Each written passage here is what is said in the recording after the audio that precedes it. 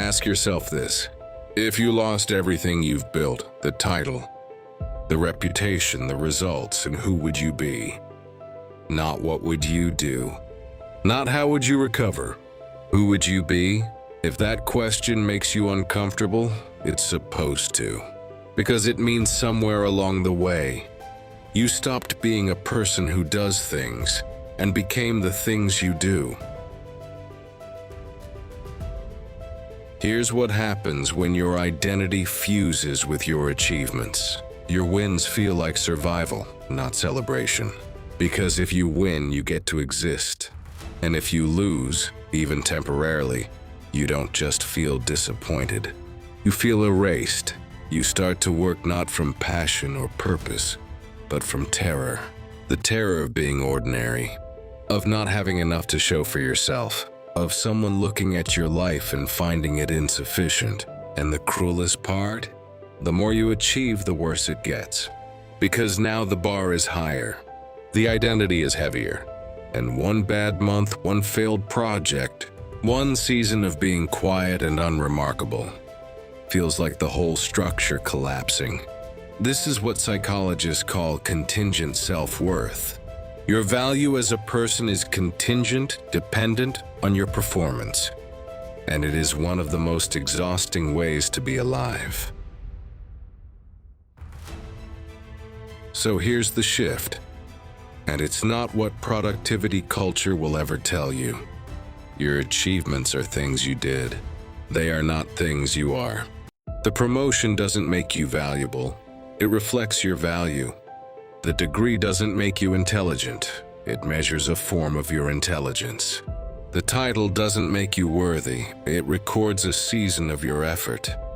You were a full human being before the first win. You will remain one after any loss. Your worth is not something you produce. It is something you already carry. The work you do can be extraordinary, and you can be more than the work you do. Both things are completely, entirely true. 3 things that actually begin to separate who you are from what you do. 1. Notice the language you use about yourself. If you say, "I am a teacher" instead of "I teach," your identity is fused. If you say, "I am a failure," instead of "I failed at that," your worth is contingent. Language is identity and practice. Start swapping the verb. You are not your role. You are a person who plays one. That swap is smaller than it sounds and larger than it seems. 2. Build identity on values, not outcomes. Ask, who do I want to be regardless of whether I win or lose? Curious, present, kind, honest, brave. These qualities belong to you whether the project succeeds or fails.